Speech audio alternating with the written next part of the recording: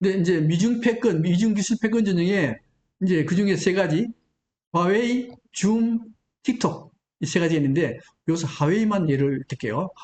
화웨이는 언제 만들어졌는가 하면요. 1987년도에 만들어졌습니다. 런칭페이라는 사람이 만들었는데 인민해방군 출신이요. 벌써 이게 냄새가 나잖아, 그죠? 냄새가 나고 국가가 전폭적인 지원을 해줍니다. 해주는데 이 이름부터 그래요. 이름이 이게 어, 화, 화라고 하는 건 뭔가 하면 화라 하는 건 중국이라는 뜻이죠. 중국이 위하다. 자, 중국이 드디어 뭔가를 해야 되겠다. 이 화웨이입니다. 뭘 해요? 중국이 세계 패권을 장악할 때가 되었다. 이제 그렇게까지는 아니지. 중국이 뭔가를 하겠다 하는 게 화웨이란 뜻이고요. 아까도 말씀드렸듯이 화웨이는 런칭페이라는 사람이 만들었고 중국 정부의 전폭적인 그 지원하에 세계 최고의 통신 장비를 만드는 업체가 화웨이고 그 다음에 핸드폰 만드는 업체가 화웨이였는데 미국의 압력에 의해서 핸드폰은 잘 이제 못 만들게 됐고 통신업체로서 아직도 끈하게 존재하고 있어요. 이 미국이 왜 시비를 거는가 하는 문제인데요. 우리 중국은 만리장성을 쌌어요. 그죠? 만리장성 왜 쌌어요? 왜 쌌는가 하면은 이 북방민족이 중국을 자꾸 침략해 들어오는데 그 침략해 들어오는 걸 막으려고 만리장성을 쌌습니다. 근데 지금 이 화웨이는 또 하나의 만리장성을 쌌어요. 만리장성을 쌌는데 이 만리장성 이렇게 쌓아놓고 여기는 중국이요. 중국. 중국이고 이거는 미국을 포함한 전 세계입니다. 전 세계인데 이렇게 만리장성 쌓아놓고 여기에 구글이나 페이스북 여기에 통신이 유튜브 등등의 통신이 이쪽으로 못 들어오게 방어를 딱 해요. 벽으로 방어 딱 해. 그리고 중국 통신은 넘어갈 수 있도록 이렇게 해주는 게 하웨이거든요. 하웨이니까 그러니까 미국으로 봐서는 이 자식들 말이야. 응? 우리 거는 다 받아먹고 저들은 다 방어치고 이게 말이 되느냐 이렇게 이제 생각할 수 있는 거죠. 그 다음에 또 하나 이 4차 산업 문제입니다. 이 앞으로의 그 기술은 4차 산업이 모두가 다 가지고 있어요. 이 4차 산업이라는 게 뭔가 하는 걸 잠깐만 말씀드릴게요. 4차 산업은 초연결사회입니다. 초연결사회라고 하는 건 뭔가 하면 모든 것들을 다 연결하는 걸 4차 산업이라고 해요. 예를 들면은 현실 세계는 사물들하고 컴퓨터하고 연결을 해요. 어떻게? 포스코의 모든 장치들, 안전의 모든 전기 장치들, 이 장치들에 센서를 탁 박아. 센서를 박아서 그 상태가 어디로 가는가 하면요. 클라우드 빅데이터 쪽으로 연결이 돼요. 그 다음에 포스코나 한전의 그런 장치뿐만 아니고 모든 공장의 장치가 데이터화돼서 빅데이터에 연결이 됩니다. 그 다음에 사람에 관련된 모든 정보도 빅데이터에 연결이 돼요. 앞으로는 사람한테 여기 뭔가 이렇게 붙여놓으면은 혈압이라든가 당뇨 수치라든가 그 다음에 온갖 이 피에 있는 모든 그 성분이 조사가 돼가지고 이 빅데이터에 공급이 딱 돼요. 기억이 딱 다 되는 겁니다. 그래서 그 다음에 소도 칩을 딱 달아요. 칩 달면은 소의 모든 건강 상태가 빅데이터로 넘어가요. 그래서 이걸 뭐라 그러는가 하면 현실 세계를 사물 인터넷이라 그럽니다. 사물 인터넷은 전부 다가 다 연결이 다 돼 있어요. 연결이. 컴퓨터로 다 연결돼 있어요. 그 다음에 이제 연결되어 있는데 이게 어떻게 활용되는가 볼까요? 어떤 집에 이제 아버지하고 엄마가 살고 딸이 하나 살아요. 딸이 20살쯤 됐어. 20살 됐는데 어느 날 아마존 아시죠? 물류업체? 아마존에서 소포가 하나 왔어요. 소포를 뜯어보니까 거기 뭐가 들어있는가 하면은 거기에 애를 놓게 되면은 거기에 필요한 물건들이 다 들어있어. 그래서 부모들이 깜짝 놀라서 왜 이 물건이 왔는가라고 아마존한테 질의를 했어요. 질의하니까 뭐란가 하면 아마존에서 당신 집에 있는 딸 누구누구가 몇 달 뒤에 애를 놓을 겁니다. 라고 얘기를 딱 해요. 그래서 부모들이 깜짝 놀라서 딸한테 추궁을 해보니까 딸이 임신한 상태였어요. 이걸 부모도 모르는데 구글 컴퓨터는 압니다. 왜 알아요? 왜 아는가 하면 이 임신한 딸이 임신했으니까 임신에 관련된 자료를 자꾸 검색해봐요. 검색한 데이터가 어디로 가는가 하면요. 빅데이터로 다 들어갔습니다. 빅데이터로 들어가면 아마존에서는 고객 관리를 어떻게 하는가 하면 미리미리 예상해서 필요한 물건이 저 사람 살 거다 그러면 미리 예측해서 보내줘요. 근데 이걸 사람이 판단하는 게 아니요. 사람이 무슨 수로 판단해? 누가 판단하는가 하면 이게 이 안에 인공지능이 있어요.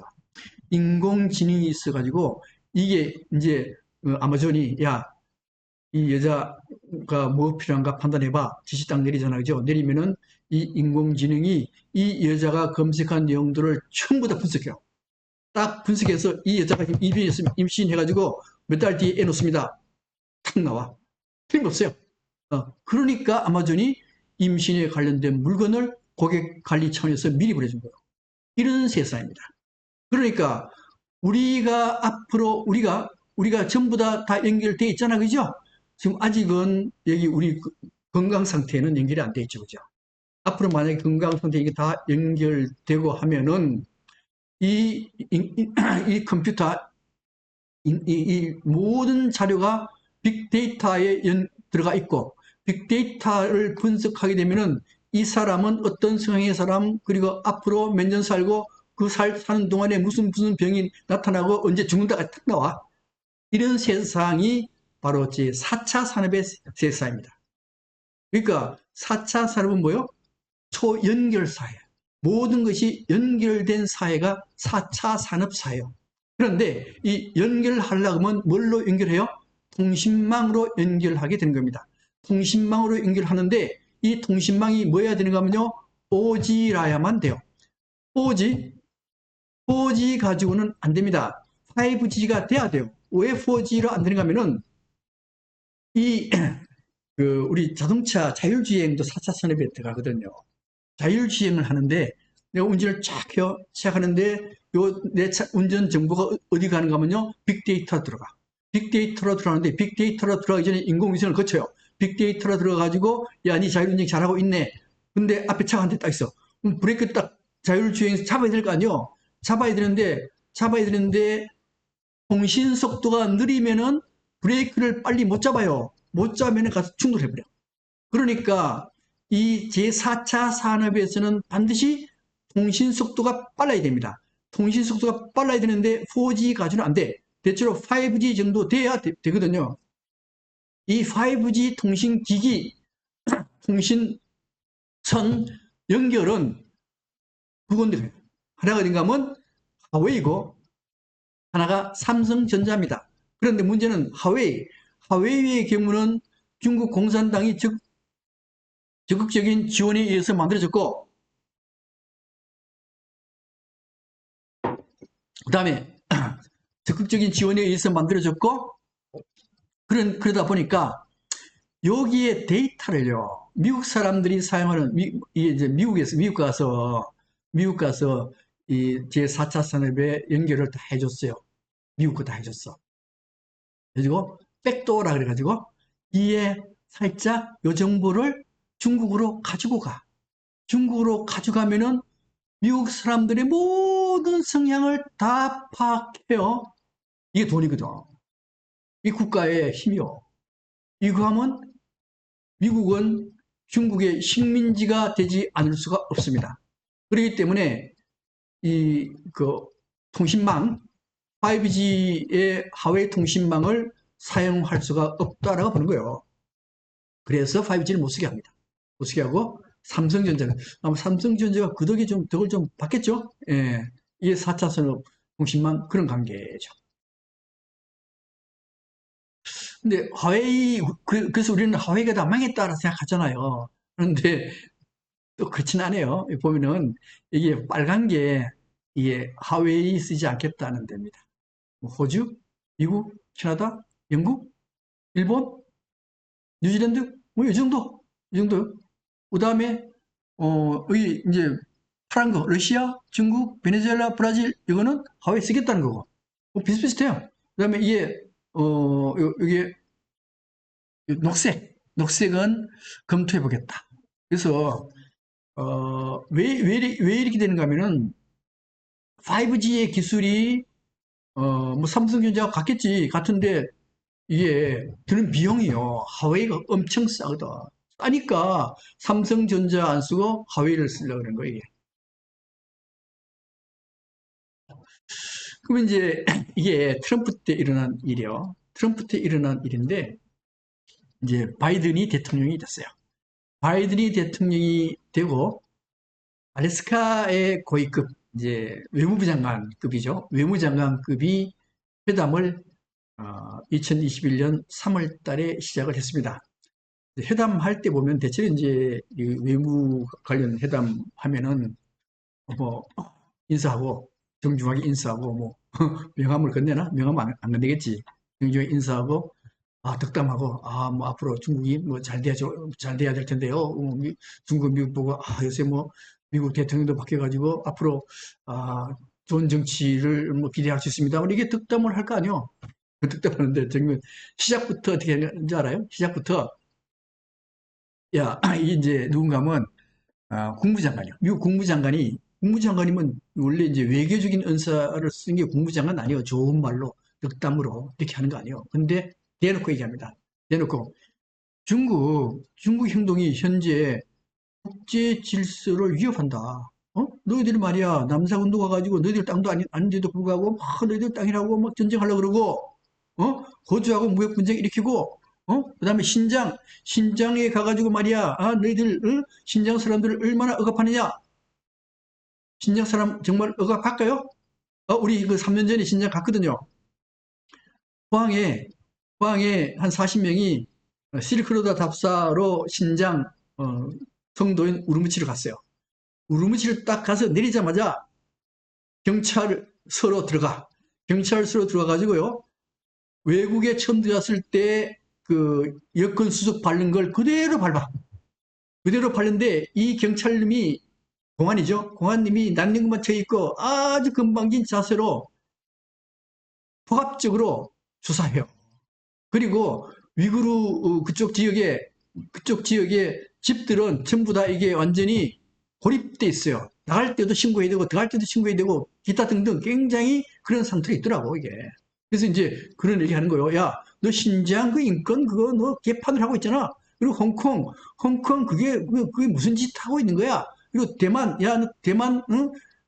대만, 너 그렇게 그 코드에 가입됐다 그래가지고 말이야. 너희는 무역 보복하고 뭐 그게 그 대국으로 살 짓이야. 너 순 깡패 아니야? 이렇게 얘기하는 거야 이게. 그러니까 중국이 뭐라 하는가 하면 야, 그거 신장, 홍콩, 대만 문제는 우리 그거 국내 문제야. 너희들이 관여할 문제가 아니야. 그리고 너희들이 우리 관여하려면 너희들 나라나 좀 똑바로 해라. 너희 나라가 이게 뭐냐? 너희들 너 백인들이 흑인 마음대로 막 죽이고 하는 거 아니냐? 그리고 만날 말이야. 만날 이 총살 사고 나고 말이야. 그리고 너희들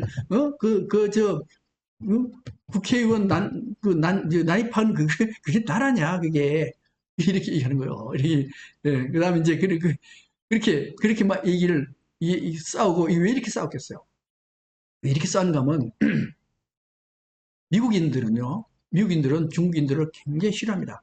시진핑이 들어서면서요, 이게 이 미국인들이 중국 싫어하는 게 70%가 넘어요. 넘습니다. 물론 중국 사람도 미국 싫어하게 돼버렸어. 그러니까 여기 와서 덕담하는 장면을 보여주기보다는 욕하는 장면을 보여줘야 돼요. 싸우는 장면을 보여줘야 됩니다. 예를 들면 아베가 만날 욕먹을 때쯤 되면 만날 인기 떨어지면 뭐 해요? 한국 두들겨 패는 얘기 하는 거 아니에요? 왜요? 일본 사람들이 한국 사람 별로 안 좋아하니까 거기 편승해가지고 인기 떨어지면 그 욕하는 거와 똑같은 상태. 그래서 여기서 어, 회담하는 거는 아라스카 회담은 무슨 회담하자 이게 이 분위기가 아니에요. 아니고 우리 국민들한테 우리는 현재 이 나쁜 놈들을 이렇게 때려주고 있다를 보여주기 위한 것밖에 안 돼요. 이렇게 현재 무역 전쟁, 기술 전쟁은 격하게 돌아가고 있는 겁니다. 그래서 이제 무역 전쟁에서 시비 걸고 기술 전쟁에서 목을 조르고 금융 전쟁에서 미국이 털어먹으려고 그러거든요. 왜 그런가 하면요. 이 미중 경제력 비교해서 보면 제조업은 미국이 중국을 따라갈 수가 없어요. 미국이 100이면 중국 160이거든요. 무역에서도 미국이 중국 아무리 때려도 무역까지 안 됩니다. 왜요? 무역의 경쟁력이 미국보다 더 센데 되겠어요? 그럼 미국은요, 군사력의 월등히 좋습니다. 그보다 더 좋은 게 금융업이요. 금융업은 게임이 안 돼. 만약 금융업을 자유로 풀었다 하는 순간 미국은 중국의 돈을 다 뺏어갈 수 있을 정도가 돼요. 예. 그 어떻게 뺏느냐? 어떻게 뺏는가 하면 이게 양털 깎기의 전형적인 형태입니다. 어떻게 뺏는가 하면은 먼저 이제 중국의 경제가 하강시키게 만들어요. 작년같이 작년에 코로나19 때문에 어떻게 했어요? 미국이 금리를 0%로 팍 낮췄어요. 0.25입니까? 0.25로 팍 낮췄어. 낮추고 달러를 팍 찍어. 그럼 어떻게 돼요? 달러 가치가 없어지죠? 달러 가치가 없어지니까 이 달러가 어디로 들어갔어요? 어디로? 한국으로도 오고 이 달러가 중국으로도 들어가요. 그래서 외국 자본이 막 투자를 합니다. 막 투자하고 그 다음에 중국에서는 돈도 막 빌려가지고 기업에 투자해요. 그래서 기업 부채가 증가해가지고 현재 기업 부채가 160%가 됐습니다. 됐고 그 다음에 달러가 막 들어갔으니까 주식도 값이 오르고 채권도 값이 오르고 부동산도 값이 올랐어요. 이게 사실 우리나라하고 또 이래요. 우리나라도 작년에 예, 미국 금리가 떨어지고 그다음 미국 달러가 가치가 똥값이 되면서 이렇게 됐잖아요. 그리고 난 뒤에 미국이 드디어 2021년 됐습니다. 원래 2020년에는 미국채 장기 국채 금리가 0.5%였어요. 근데 2021년 되면서 거의 1.7%, 2%에 가까이 됐습니다. 그러면요, 미국의 장기 10년물 국채 금리가 올라가면 시중 금리를 오르지 않게 할 수가 없어요. 올라야 됩니다. 인플레이션 현재 일어나요. 그래서 미국 금리가 올라갑니다. 미국 금리가 올라가면 달러가 강세가 돼요. 달러가 강세가 되면 어떻게 되느냐? 중국에 있던 투자했던 자본이 이탈을 해요. 미국으로 다시 돌아가요. 돌아가거든요. 돌아가고 그러면 어떻게 되느냐? 빚이 맡은 기업은 도산해요. 도산하고 그 다음에 달러가 돌아가면은 주식, 채권, 부동산이 폭락하게 돼요. 이 주식, 채권, 부동산이 폭락하는 것은 언제 또 있었는가 하면 글로벌 국제금융위기 2008년 리만 브라더스 사태일 때도 미국이 금리가 막 올라가. 왜요?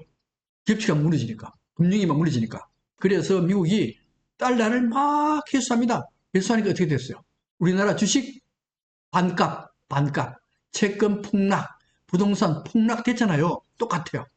똑같아. 지금도 중국이 금리를 0.25잖아요. 그죠? 0.25인데 미국이 한번 금리를 올렸다 그러면요. 3%, 4%까지 올려요. 그래서 3%, 4% 올렸다. 그러면 4% 올리면은 우리나라 대출 금리는 7%쯤 돼요. 7%. 대출 7%면은 부동산 가격 그대로 유지할 수 있겠어요? 폭락해요. 기업 부채 많은 기업들 이거 도산된단 말이에요. 그래서 이런 상태가 되잖아, 그죠? 이런 상태가 됐을 때 미국이 싹 들어가가지고 자 중국 기업체가 똥값 됐죠? 폭락했죠? 주식 사들여. 채권 폭락했죠? 사들여. 부동산 폭락했죠? 사들여.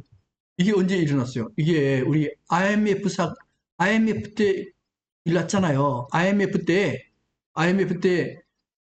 우리 기업체들 많이 넘어갔죠? 많이 넘어갔어요.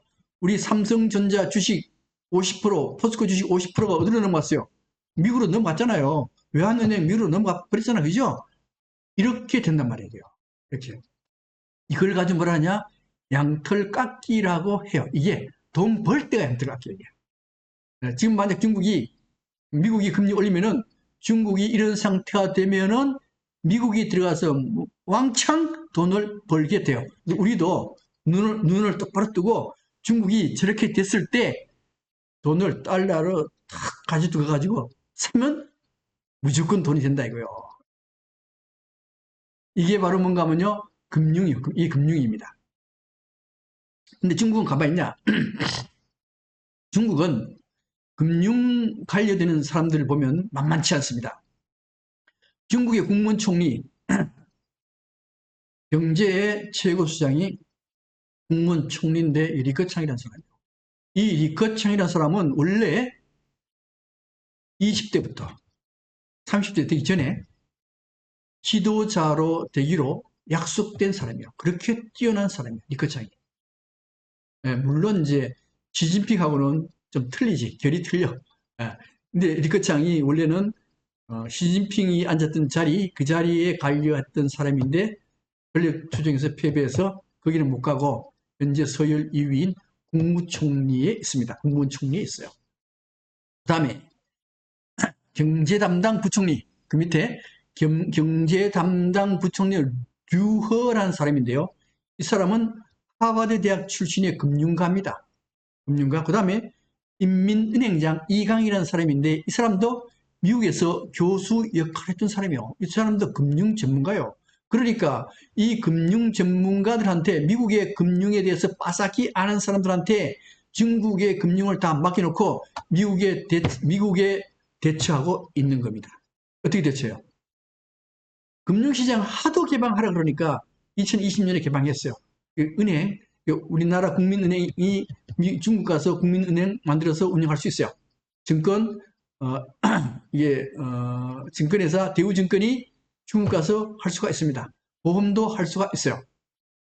그 다음에 외환 자유화, 외환 자유화는 안 됩니다. 이게 달러를 마음대로 가지고 마음대로 달러 들어갔다가 마음대로 달러 빼내고 이거 안 돼요. 이거 못하게 해. 이거 해야 환투기 가능하거든. 그 다음에 환율 정책. 환율 정책도 우리는 자유환율 매일매일 환율이 바뀌잖아요. 이거는요. 국가가 환율을 매일매일 바꿔. 국가가 알아서. 이렇게 해요. 근데 외환 자유화를 하면은 왜 중국이 문제가 되는가 하는 문제입니다. 왜 문제가 되는가 하면 우리나라를 예로 들게요. 우리나라에 외국 자본이 얼마나 많이 들어왔는가 하면은 삼성전자 주식의 50.8%가 외국입니다. 현대차 43%, SK텔레콤은 40.7%, 포스코 50.3%. 그래서 우리나라의 주식 총액의 40%가 외국 자본입니다. 외국 자본인데 이게 달러를 우리나라는 마음대로 들락날락 할 수 있어요. 삼성 주식 팔아서 마음대로 달러가 미국으로 갈 수 있습니다. 그런데 만약에 미국이 금리를 팍 올렸어요. 4% 올렸습니다. 우리나라는 금리를 경기 문제 때문에 금리를 1%로 했어요.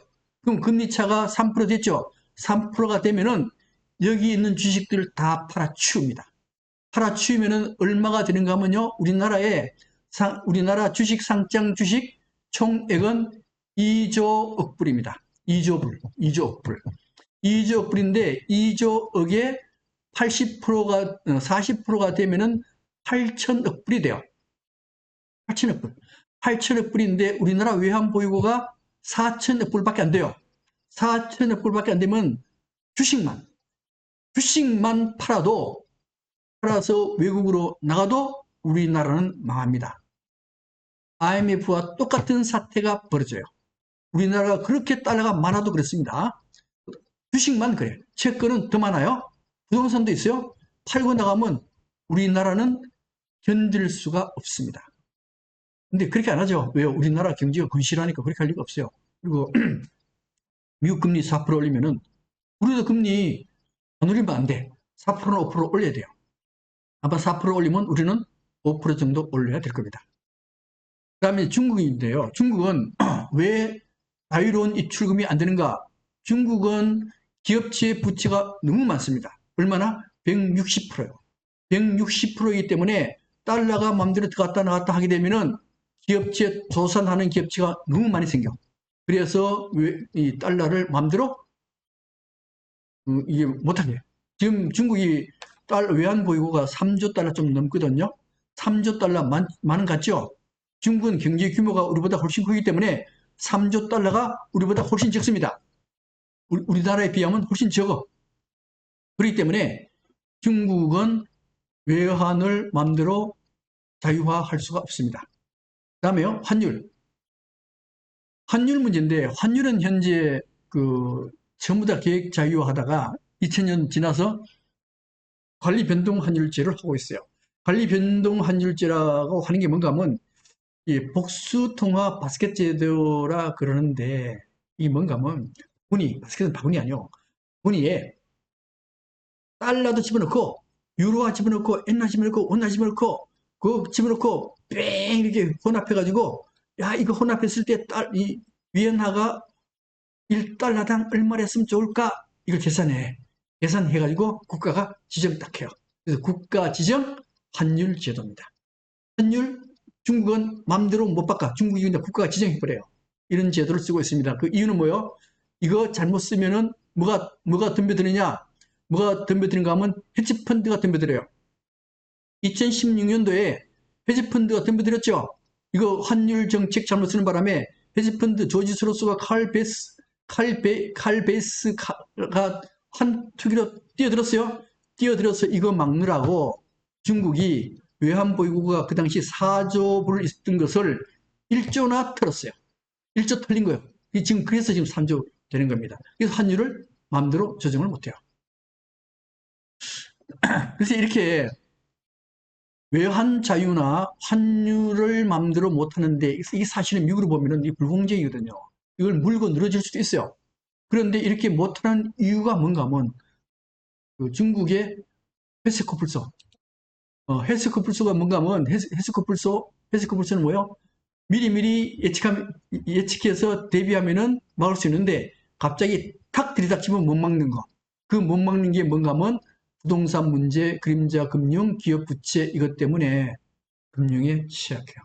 그래서 미국이 100이라 그러면 중국은 뭐 20밖에 안 되는 이유는 바로 부동산 문제, 그림자 금융, 특히 기업 부채 때문에 이런 문제가 발생하고 있는 겁니다. 군사패권 문제인데요. 군사패권도 아까 봤지만은 미국이 월등해요. 월등하기 때문에 중국이 전쟁까지 가는 거에 대해서는 굉장히 겁을 내고 있을 겁니다. 미국 우위론 있는데 미국이 월등해요. 이건 생략하겠습니다.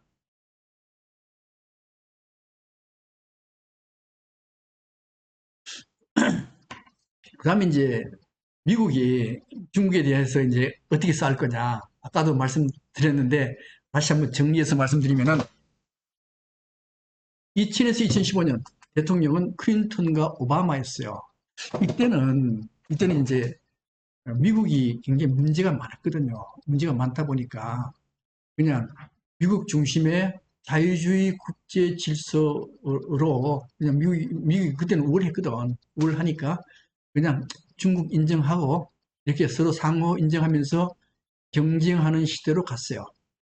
그러다가 미국 문제가 다 정리된 2016년에 트럼프가 등장하면서 드디어 무역전쟁으로 시비를 걸고 기술전쟁으로 목을 조이기 시작했습니다.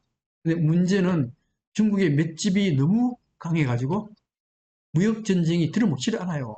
기술전쟁도 잘 들어먹히지 않습니다. 그래서 바이든이 들어서가지고 드디어 이념 대결하자.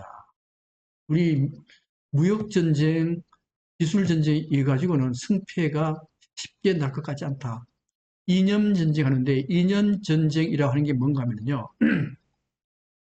미국은 자유무역주의, 평등, 자유 이런 걸 민주 이런 걸 이념으로 내세워요. 그런데 중국은요. 공산당 독재 체제입니다. 공산당 독재 체제고 또 이념은 마르크스 레닌주의를 이념에 깔고 있어요. 이게 자본주의하고 틀리잖아요. 틀려요? 틀립니다. 그 다음에 이렇게 되다 보니까 또 하나는 또 하나 어떤 문제가 생기는가 하면은 코로나19가 생기면서 중국이 이념적으로 오히려 더 잘 좋은 게 아닌가라는 생각을 갖게 만들어버렸어. 그래서 이거 안 되겠다. 이념 전쟁을 새롭게 전개해야 되겠다 하는 게 바이든입니다. 어떻게 전개하느냐 하는 건데요. 그래서 이념 전쟁이 되면 이게 냉전이 됩니다. 처음에 냉전은 1945년부터 1991년 소련하고 미국 간의 냉전이었죠. 이거는요, 이념 전쟁이요. 이념 전쟁. 그런데 트럼프에 의해서 무역 전쟁, 기술 전쟁 해봤더니만 잘 안 돼. 안 되니까 바이든에 들어서면서 이거 안 되겠다. 이념 전쟁으로 가야 되겠다. 그럼 이게 신냉전이요. 이게 냉전입니다. 냉전 상태가 되죠. 그래서 신냉전 시대로 진입하게 되는데 신냉전 시대로 진입하면서 뭐라고 얘기하는가 하면은 미국에서는 보편적 가치가 중요하다. 이게 보편적 가치하고 민주적인 원리에 기초를 해서 자유주의 질서가 유지가 돼야 된다. 이렇게 하면 인권, 이렇게 함으로써 인권이 보장되고 모든 사람들이 평등하게 살 수 있고 개인의 자유가 보장되는 것이다. 그리고 환경 문제 이것도 긁어 넘어져요. 근데 이 자유주의 국제 질서에 대한 중국의 판단은 뭔가 하면은 야 이거는 미국, 영국 등이 서방이 주도하는 너희들만의 이익을 대변하는 것이지 못 사는 나라는 이거는 대변하지 못한다. 너희들 잘 살면서 올라가는 사다리 딱 걷어차는 거 아니냐. 또 하나 봐라. 코로나19 중국 얘기요. 중국 측 얘기입니다.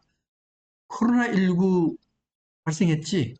발생했는데 그 위기에 대처하는 게 너희들 방식이 좋으냐 우리의 방식이 좋으냐 하는 문제입니다. 그 문제다. 너희들 자유주의 자유 좋다. 인권 좋다. 인권 자유 좋아. 좋은데 그 인권 자유 좋아하다가 얼마나 많은 사람이 죽었느냐.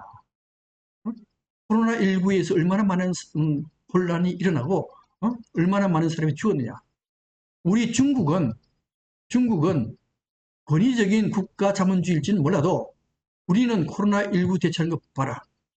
단시간 내에 코로나19를 그렇게 많이 퍼졌던 코로나19를 우한에 단숨에 없앴지 않느냐. 지금도 전 세계적으로 코로나19가 가장 잘 방어하고 있는 데가 어디냐? 중국 아니냐? 이게 뭐냐? 이게 우리 체제가 더 좋다는 거 아니냐? 너희들이 얘기하는 거는 너희들 이익이고 너희들 잘 사는 나라의 이익만을 대변하는 것이지 실제는 아니다. 우리 체제가 더 좋다라고 이렇게 쫙 내세우는 거예요. 그 다음에 이제 그래서 할 수 없이 미국도 거기에 대해서 싸워야 될 거 아니에요.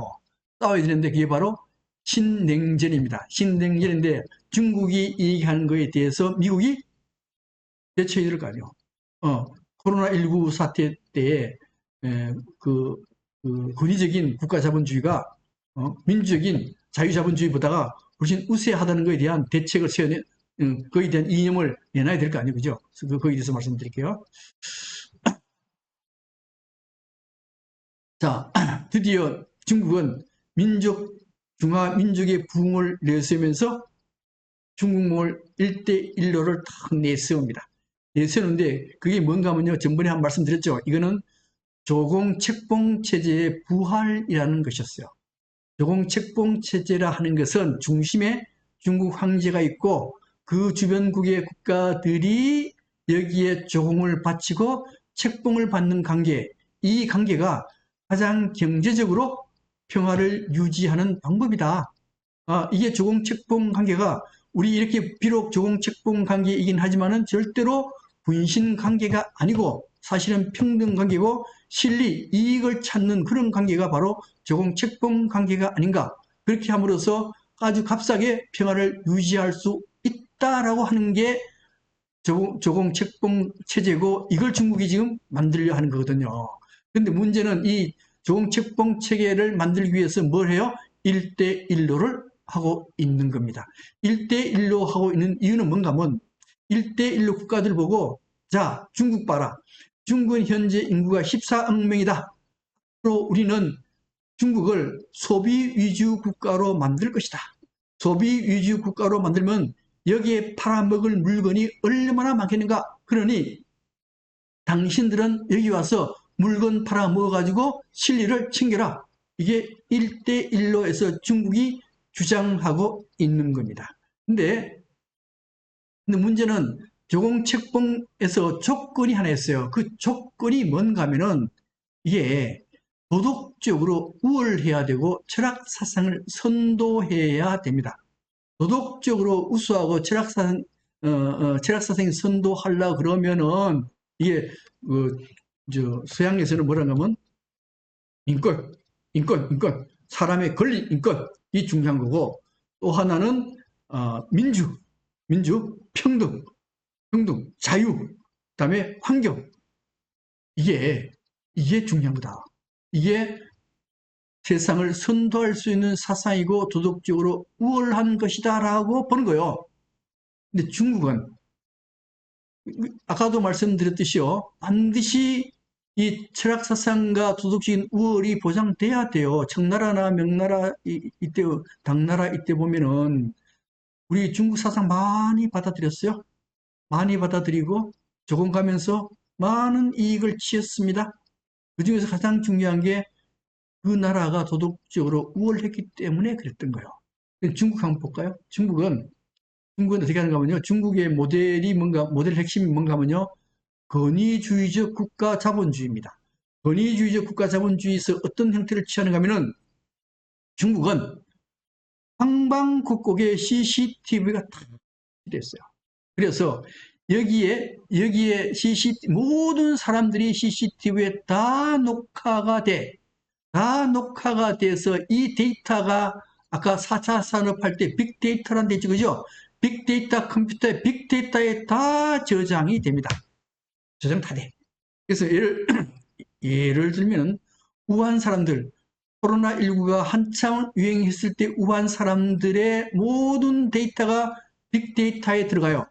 빅데이터에 들어가면은 자 이게 이제 이 사람이 어떤 아파트를 방문합니다. 어떤 아파트를 탁 방문하면은 그 앞에 얼굴 인식을 딱 해요. 이 사람 얼굴 인식을 딱 하고 당신은 우한 갔다가 북경 갔다가 다시 우한으로 돌아왔네.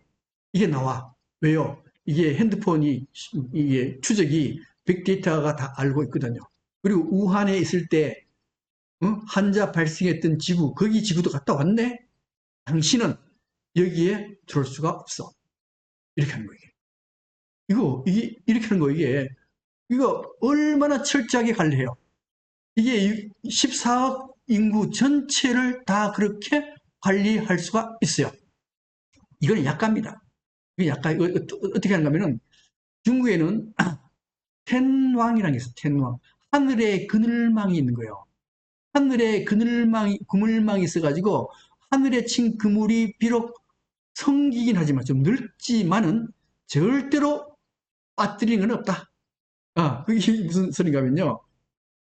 중국 사람들이 아까 CCTV로 다 찍는다 그랬죠. 그죠? CCTV로 찍고 술집 가는 것도 알고 도박하는 것도 알고 성매매 한 데도 가는 것도 알고 노래방 가는 것도 알고 다 알아. 그 다음에 돈 어디서 썼다는 것도 다 알아. 이게 어디가 있어요? 빅데이터에 가 있어요. 빅데이터에 있어가지고, 그리고 빅데이터에서 사람 하나하나를 다 분석해가지고, 아, 이 사람은 앞으로 몇 년 뒤에 무슨 범죄를 저지를 가능성이 몇 프로 있습니다. 탁 나와. 예, 탁 나와. 그럼 그 사람 어떻게 해야 돼요? 그 사람은 격리, 알아서 미리 격리하는 거예요. 옛날에 그 삼청교육대 범죄 안 저질러도 이 사람은 범죄 저지를 가능성이 있다 그러면 어떻게 해요? 삼청교육대 보냈잖아. 마찬가지요. 현재 중국도 모든 사람들의 빅데이터를 컴퓨터가 다 가지고 있어요. 신용 정보 다 가지고 있습니다. 가지고 있기 때문에 이 사람이 언제 무슨 일을 할까를 예측하는 시스템. 아, 이게 대왕이요. 이런 사회가 중국 사회입니다. 중국 사회니까 모든 걸 다 통제할 수 있다라고 보는 거예요. 공산당 욕했다 박살난 거지. 이게 바로 권위적인 국가 자본주의입니다. 자본주의는 자본주의인데 빅브라더가 모든 걸 통제할 수 있는 자본주의. 네, 이렇게 되는 거예요. 그래서 이게 이제 진시황이 신나라 오가작통보다 더 무서운 거예요, 이게. 오가작통은 이게 뭔가면요. 진시황이 이제 법가를 채용해서 뭘 만드는가 하면 5집을 한 통, 1통으로 만들어요, 1통. 통제도. 1통으로 만들어가지고 서로가 감시해요. 감시해가지고 뭔가 이 집에서 뭔가 범죄를 저질렀다 그러면은 요 사람이 알고 있으면 이걸 중앙에 보고를 해야 됩니다. 보고 안 하면은 같이 처형돼요. 처형돼요. 무조건 보고해야 돼.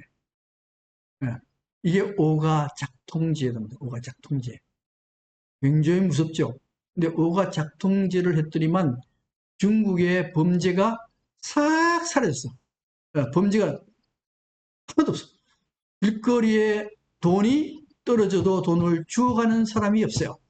그러다 보니까 감옥은 수풀이 우거지고 사람은 없어. 그리고 어국이 풍요롭게 성장하고 그리고 나눠 먹고 해서 굉장히 풍족하게 살아. 이것이 가장 살기 좋은 세상인가 하는 문제입니다. 아니죠. 이것은 그냥 먹고 사는 데는 불편함이 없지만은 자유가 하나도 없어요. 잘못을 안 저지르려고 발부둥쳐야 되는 사회입니다. 이 사회, 이런 것 때문에 사실은 진시황의 진나라가 오래가지 못합니다. 이 사회가 좋다라 그러면 안 되죠. 지금도 마찬가지입니다. 시진핑을 왜 시황제라 그래요? 진시황과 같은 이런 방법을 쓰기 때문에 시황제라고 하는 거예요. 코로나19만 해도 그렇습니다. 코로나19 잘 잡았죠? 통제 잘 하죠? 통제 잘 할 수밖에 없지, 이 시스템이니까. 그런데 문제는 컴퓨터에서 이 사람이 언제 법리를 저지를 것까지 다 알아. 그럼 어떻게? 미리미리 3층 교육도 보내잖아요. 그 다음에 또 하나는 이 사람이 언제 죽을까도 알아.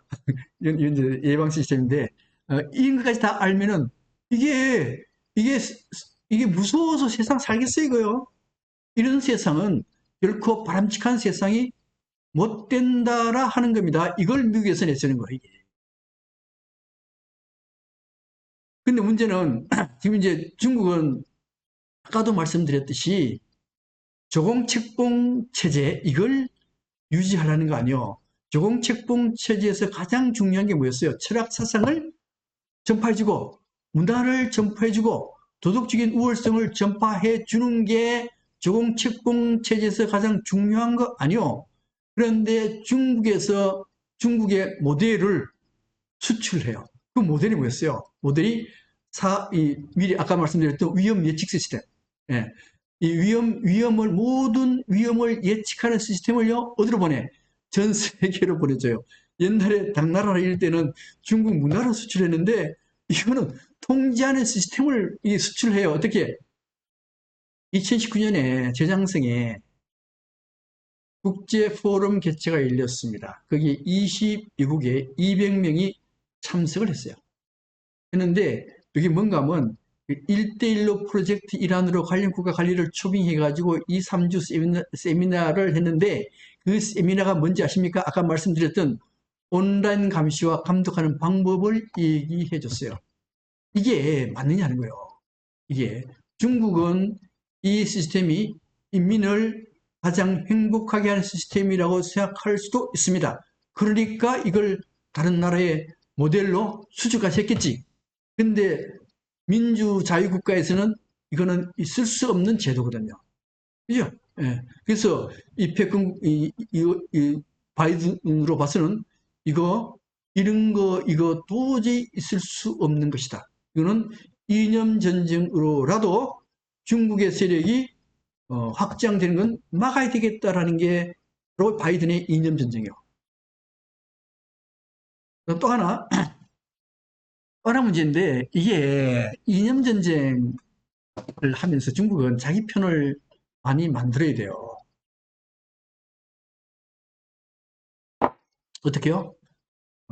옆 나라한테 등을 만들지 말고 대인의 모습을 보여줘야 됩니다. 그런데 현재 중국의 외교는 전랑 외교, 늑대 외교를 펼치고 있어요. 이웃 나라를 못 살게 그런 외교를 하고 있습니다. 예를 들면 처음 나온 게 뭔가 하면요. 2012년에 생각 문제로 일본에 대한 보복이요.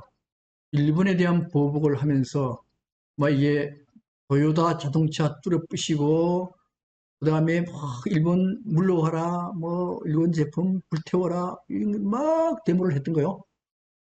이게 출발점이 돼요. 출발점.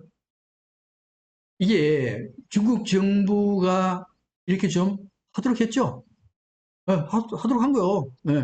그다음에 이제 그래서 중국 곳곳에 1만 명 이상 모여가지고 뭐 중국 대사관 진입도 하려 그러고 뭐 약탈도 하고 공장 난입 하고 어디에 도요타 자동차에 일본 슈퍼에 난입해가지고 막 엉망으로 만들고 이렇게 했던 게 이게 이게 그 2012년에 이때 일이었습니다.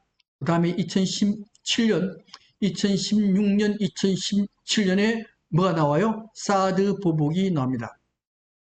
사드 보복도요. 이거는 사실은 안 하는 게 훨씬 더 좋습니다. 그런데도 사드 보복을 해가지고 한국도 굉장한 피해를 봤어요. 그다음에 필리핀도 남중국의 인권 문제로 필리핀들이 바나나 수입 안 할 거야. 관광객 가지 마. 이렇게도 하고 사실 이 대만이 지금 문제가 되고 있는데 우리 2017년에 사드 문제에서 대표적으로 중국이 본보기로 우리한테 보복했잖아요. 근데 지금 이게 우리 대신에 대만으로 넘어갔어요. 대만이 뭐예요? 커드에 대만이 들어가 있잖아. 대만이 들어가 있고, 그 다음에 그 차이 총통이 들어서면서 중국 독립의 의지를 내세우거든요. 그러니까 중국이 뿔딱 팍 넣어가지고, 야, 중국 관광객 가지 마. 가지 마. 그 다음에 중국 제품, 요거 경제 제품, 뭐 금지라든가, 그 다음에 뭐, 이 무역 보복을 굉장히 강하게 해요. 우리나라 2017년보다 훨씬 더 강하게 하는 게 대만입니다. 스리랑카는요, 이게 1대1로 차관을 상황 안에 따라가지고 운영을 뺏어. 그 다음에 프랑스도 무역 보복했죠. 노르웨이 무역 보복했지. 몽골 무역 보복했지. 안 한 데가 없어요. 이 전략무역이거든. 이 주의국한테 그냥 자기의 강한 힘을 막 내세운단 말이에요, 이게.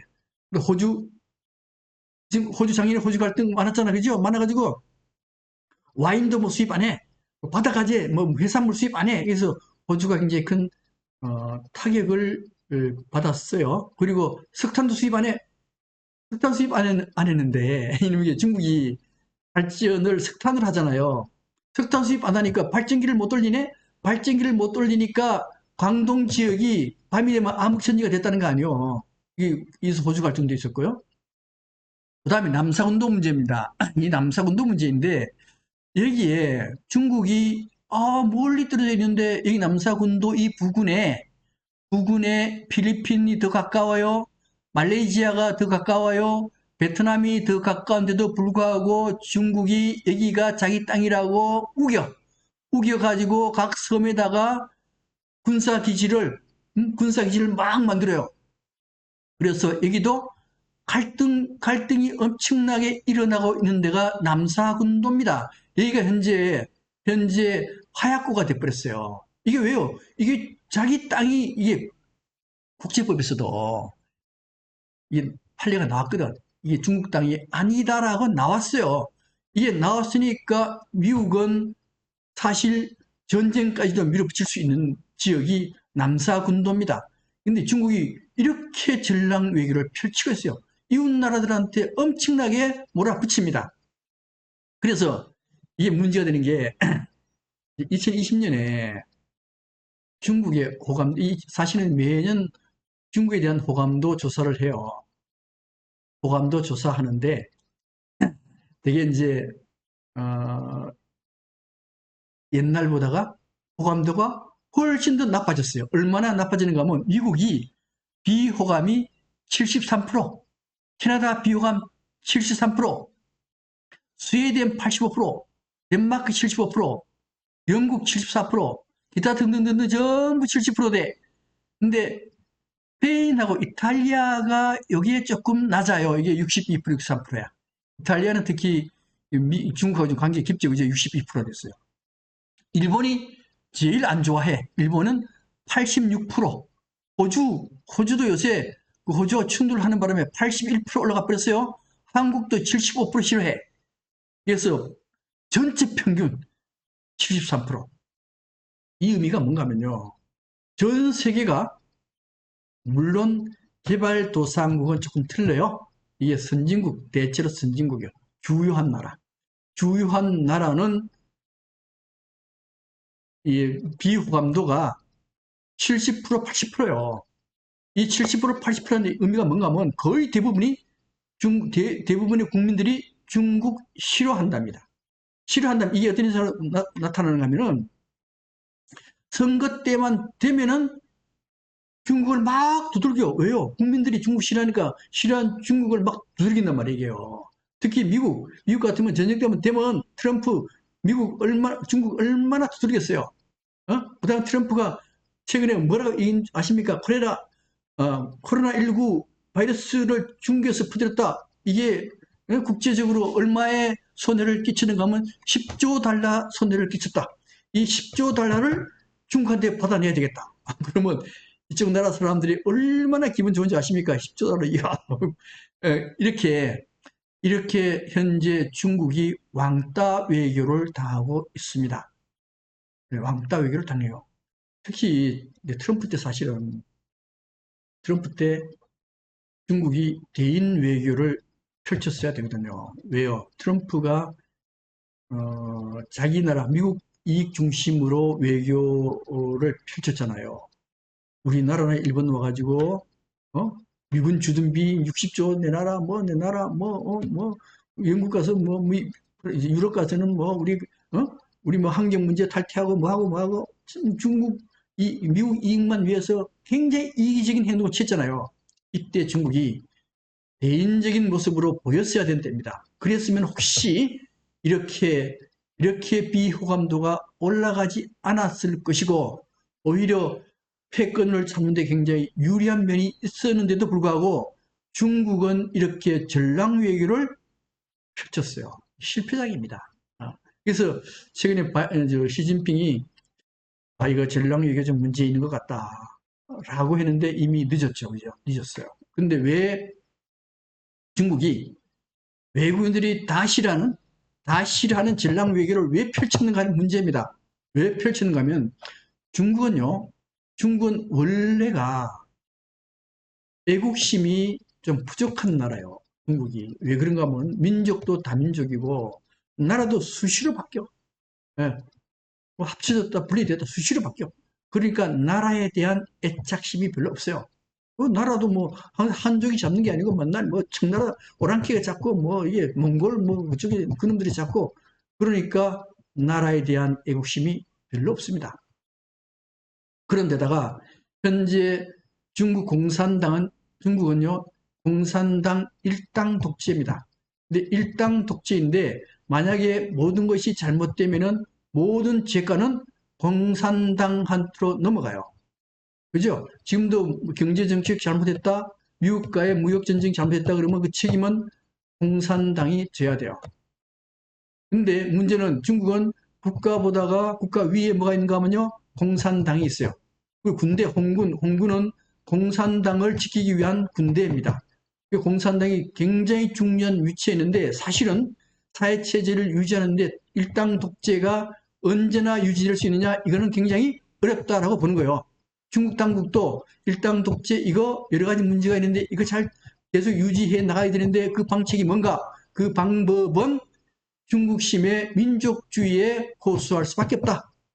민족주의라는 게 뭐예요? 민족주의 충성심.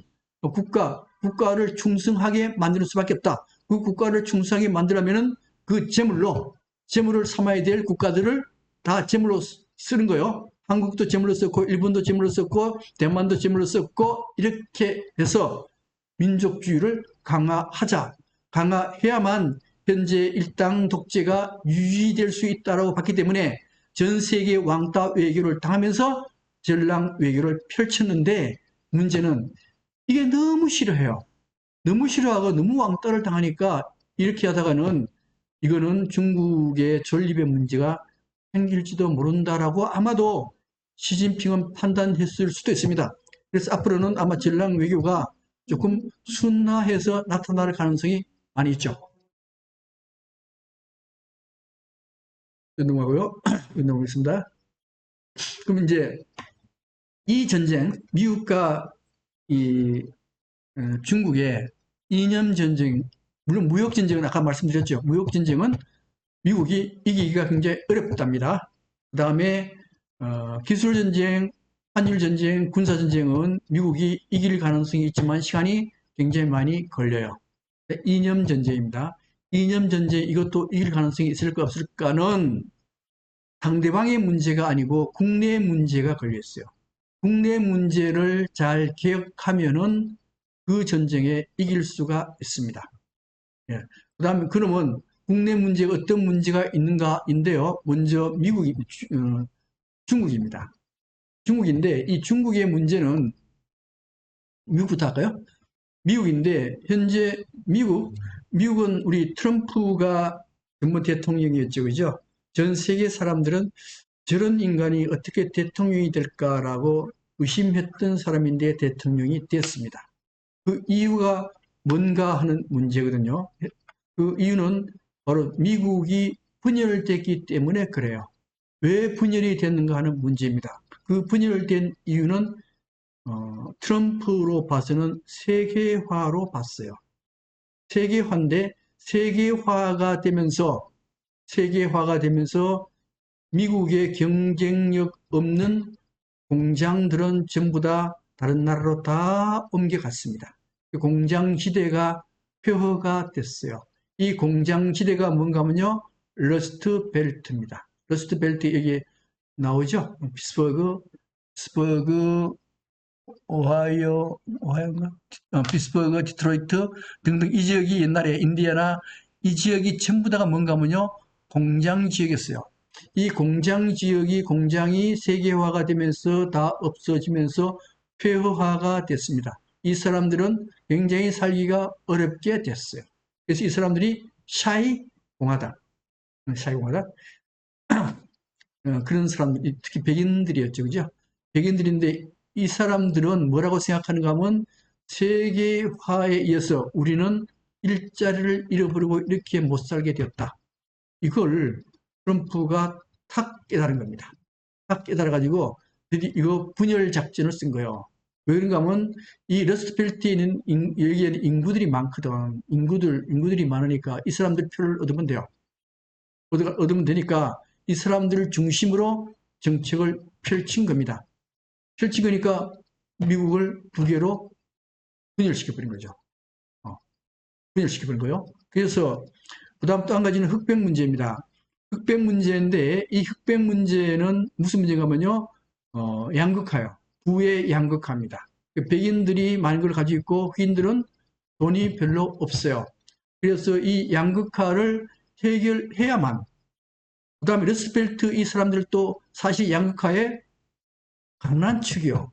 이 양극화를 해결해야만 미국은 중국을 이길 수가 있습니다. 원래 다른 나라와 이길 때는요, 그 나라가 개혁이 성공해야 다른 나라를 이길 수가 있어요. 절대로 다른 나라 때문에 자기 나라가, 우리 나라가 망한 일이 없습니다. 우리 그 춘추 전국시대 1800개 나라 중에서 개혁에 성공한 나라가 전부 다 승리했지, 개혁에 실패한 나라가 성공한 예가 없습니다. 그런데 미국 개혁의 중추는 뭔가 하면요, 양극화해서요. 세계화 때문에 일어난 양극화를 해소화해야 되는데, 이 해소화하기 위해서 바이든이 내세운 게 뭡니까? 증세 정책 아니요. 증세 정책, 근데 정확한 금액 액수는 생각이 안 나는데 아마 4천조 정도 돼. 세금을 통해서 4천조 원을 더 세금을 걷겠다. 세금을 걷어서 이 세금은 양적 완화가 아니고, 양적 완화는 뭐요? 금융계통 나와서 돈 있는 사람들을 뿌려주는 게 양적 완화고, 질적 완화는 뭐요? 질적 완화는 돈 없는 사람한테 직접 돈을 꼽아주는 게 질적 완화요. 예를 들면은 누구야, 이재명 씨가 얘기하는 기본소득제 이런 게 질적 완화거든요. 국민들한테 직접 돈 꼽아주는 거예요. 그래서 바이든이 4천조 정도를 모아가지고 돈 없는 사람한테 돈을 꼽아주겠다. 왜요? 미국의 개혁은 양극화 없애는 게 미국의 개혁이요. 그래서 그렇게 개혁에 만약 성공한다면은 미국은 충분히 중국을 제압할 수가 있습니다. 그다음 중국 문제인데요. 이 중국 문제인데 지금 시진핑이 일단 독재에 혼자 하잖아요. 원래 중국은 집단 지도 체제인데도 불구하고 시진핑 정권이 들어서면서 시진핑 혼자서 독재를 할 수가 있는 시스템으로 바뀌었어요. 근데 문제는 독재 시스템이 의사결정이 굉장히 빠른 거는 좋습니다. 그런데 실수할 가능성이 항상 있고, 실수하면은 이걸 고치기가 굉장히 어려워요. 누가 시진핑이 지시했는데 누가 그게 잘못됐습니다라고 누가 얘기할 수 있겠어요? 이 문제가 있고요. 또 하나, 권위적은 반드시 부패를 가지고 올 수밖에 없어요. 가장 권위적인 조직이 군대 조직이잖아요. 그죠? 근데 군대 조직이 어느 나라를 불문하고 군대 조직이 가장 많이 썩었습니다. 그 이유가 뭐요? 권위적이기 때문에. 근데 중국은 권위적인 국가요. 권위적인 국가 자본주의이기 때문에 항상 경직되어 있고 부패가 만연되어 있습니다. 이걸 기억하지 않으면은 안 돼요. 중국은. 또 하나, 중국은 또 무슨 문제가 있는가 하면 양극화 문제가 또 중국도 있어요. 이 중국은 비록 현재 국민소득이 1만 불로 됐지만은, 리커창이 작년에 얘기했잖아. 그죠? 리커창이 뭐라 얘기했는가 하면 현재 중국의 6억 명이 한 달 소득이 1,000위안, 우리나라 돈으로 17만 원이요. 한 달에 17만 원으로 살기가 쉽겠습니까, 이게? 이렇게 중국은 양극화가 됐기 때문에 이 마찬가지로 양극화 문제를 해결하지 못하면은 중국도 절대로 미국을 이길 수가 없어요. 그래서 미국은 양극화가 그대로 있고 중국이 개혁에 성공한다면은 중국은 패권 국가로 올라설 수가 있습니다. 이렇게 해서 지금까지 미중 패권 전쟁에서 말씀드렸는데, 결론은 뭐예요? 결론은 아마도 미국이 무슨 수를 쓰더라도 패권을 지키려 할 것이고, 그 지키기 위해서는 미국이 국내 문제를 개혁할 때만 패권을 유지할 수 있다라고 보는 겁니다. 이렇게 해서 미중 패권 문제에 대해서 말씀드렸고요. 그럼 이 미중 패권 전쟁에 있어서 한국은 어떻게 대처해야 되는가를 다음 시간에 말씀드리겠습니다. 오늘 이걸로 끝내겠습니다. 감사합니다.